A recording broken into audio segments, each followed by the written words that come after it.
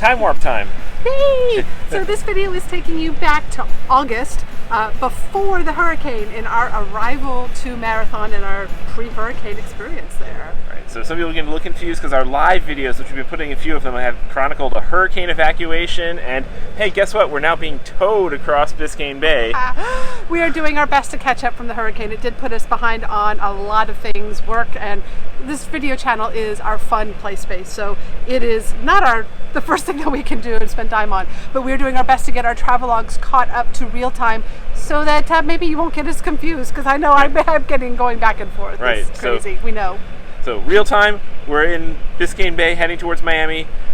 Travelog time, we're just about to arrive to Marathon, so here's the video. And we'll get you caught up. We are about to set off on the Great Loop, which is... It's a circumnavigation of the eastern half of the U.S. by waterways. Last episode, we explored the Everglades. Now we're ready to leave our anchorage at Cape Sable and start heading to the Keys. We had a 30-mile crossing to get there.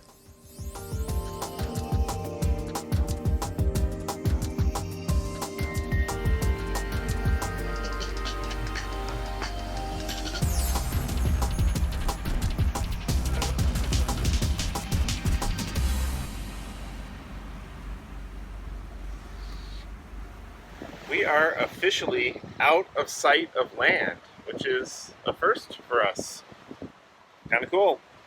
This might be the only time we're out of sight of land on our Great Loop adventure until we get around to crossing the Gulf again.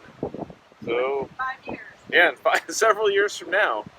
We're in the middle of Florida Bay, about 9 miles from land in any direction, and nothing is visible except for crab pots everywhere. It's like a minefield out here. So back to driving.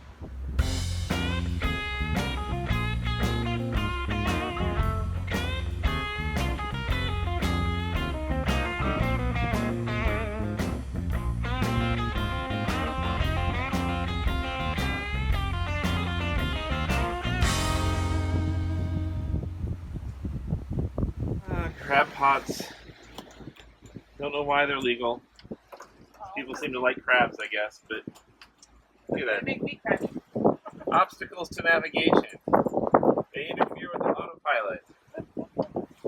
Make us have to work. Yeah, you gotta slow down, thread the needle. All for crabs.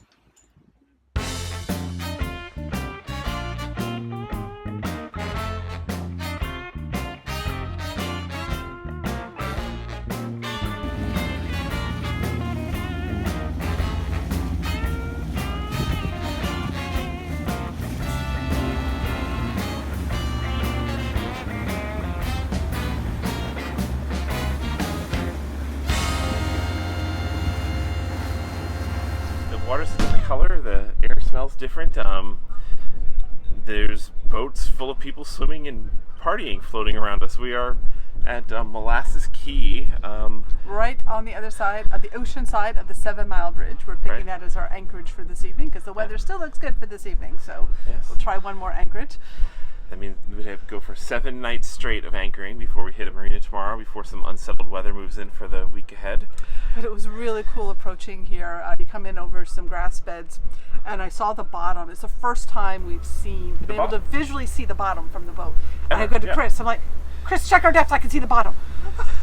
and we're at 11, 12 feet of depth, and then just like a shark. I look over the side too to see what Cherie sees, and we both see a shark go right into the boat. Like, right here. Oh, wow, this is different, a whole different experience. It was a pretty good cruise today. It's there's a little bit of wind and chop early on, but then we crossed the Florida Bay, and for all of 10 minutes we were outside land, which was kind of interesting and exciting. I wish it was longer. It's kind of exciting to be so far out, and then it was like, oh, land ho, there it is.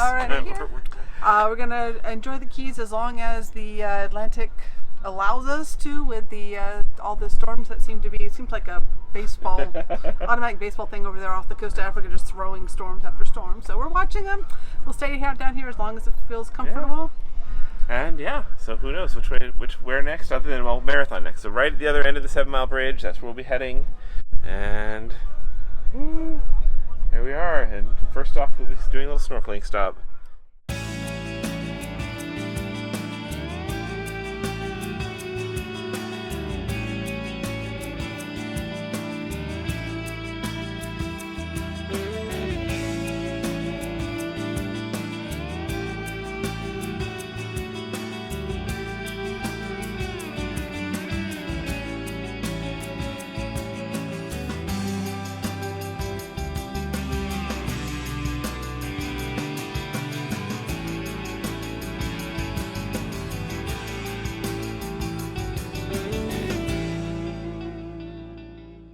Next, we are heading to Burdines Waterfront Marina, which is managed by one of our YouTube followers.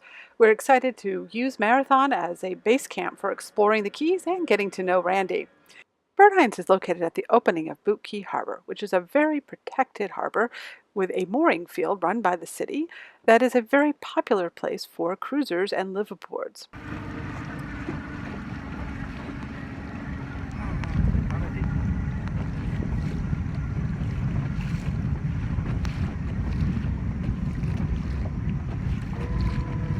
We took several trips in our dinghy to explore the area, including a cruise through the Boot Key Harbor mooring field.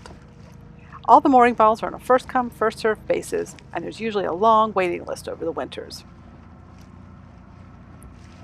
We also went and visited Sombrero Beach, just down Sisters Creek. It was a very pleasant little beach.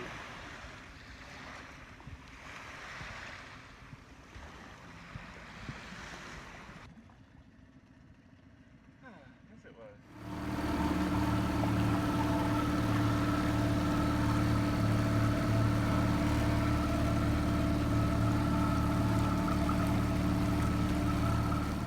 The Turtle Hospital is just down the road, so one morning we took a walk over for a tour of this amazing nonprofit that rescues and heals sea turtles. So on this side, I have all green turtles. And who remembers what green turtles eat? Grass. Seagrass and algae, right? Easiest way to remember is green turtles eat green stuff. So guess what? We're not allowed to wear green clothing in the tanks. Take a guess why. You're gonna get bit. Then we don't go out and mow the grass beds of the ocean. We feed them romaine lettuce, peppers, squid. The property was originally a hotel, and this was the saltwater swimming pool.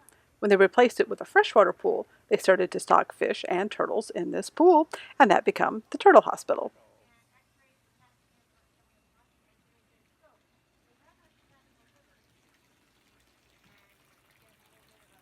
Richie put in here, those fish died off throughout the years. The fish you see in here now, they come in when they're nice and little. There's no predators to the fish. They multiply, and then we got to do a fish roundup and round a bunch of nothing. We had a very enjoyable time at the Turtle Hospital. Really wasn't overly touristy, and we definitely recommend stopping in if you're in Marathon.